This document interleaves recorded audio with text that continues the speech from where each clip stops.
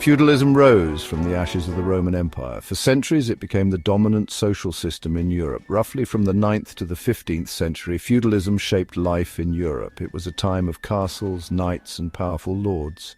Kings granted land to nobles in exchange for military service. These nobles, in turn, gave land to knights who fought for them. This system was built on bonds of personal loyalty and obligation. It was a complex web of relationships that governed society at every level. Feudalism provided a degree of stability during a time of great turmoil. However, it also led to significant inequality and conflict. At the top of the feudal pyramid stood the king.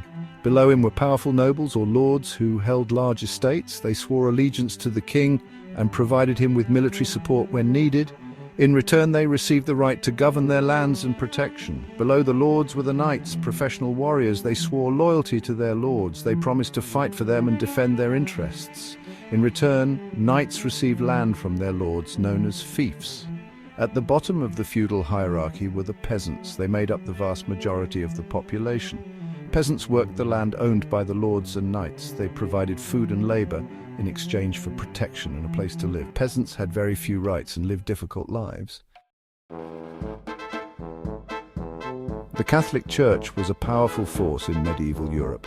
It held enormous influence over both the spiritual and worldly realms. The Church provided people with spiritual guidance and comfort. It offered hope of salvation in the afterlife. Its teachings shaped moral values and beliefs.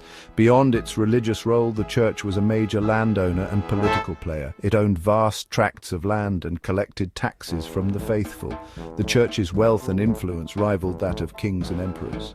The Church played a vital role in education, healthcare, and charity. Monasteries served as centers of learning and preserved ancient texts. Hospitals and hospices cared for the sick and the poor. The Church's social services provided a safety net for the most vulnerable members of society. Part 4, a delicate balance, Church and State. The relationship between the Church and secular rulers was complex and often fraught with tension.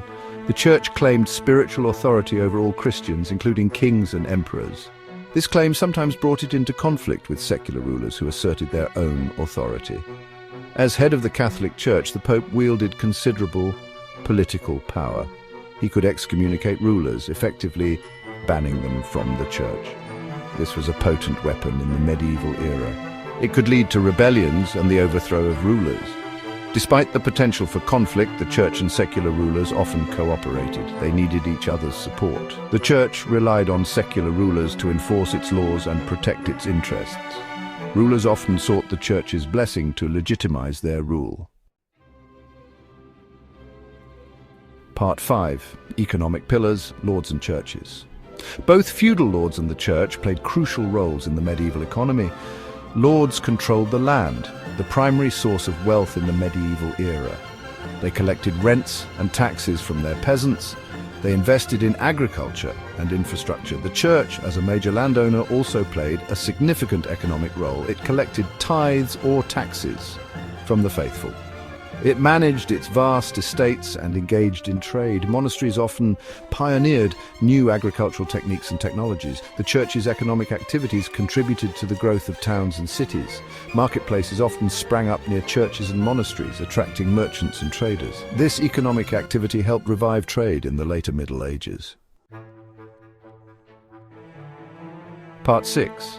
When faith and power collide. Despite periods of cooperation, tensions between the Church and secular rulers were common. Disputes arose over land, taxes, and appointments to church offices. A major point of contention was the practice of lay investiture.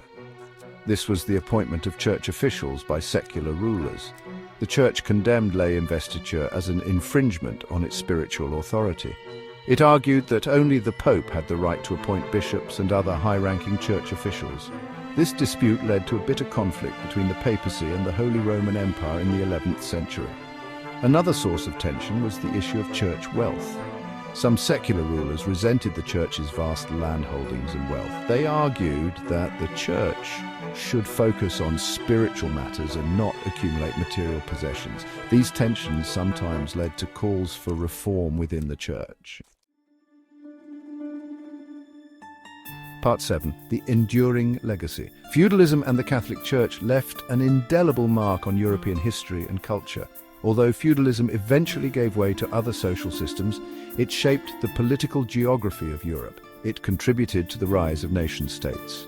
The Catholic Church profoundly influenced European art, architecture, literature, and philosophy. It provided a unifying force in a fragmented Europe. The Church's teachings shaped moral values and beliefs for centuries. The legacy of feudalism and the Church is complex and multifaceted. They represent both the darkness and the light of the medieval era.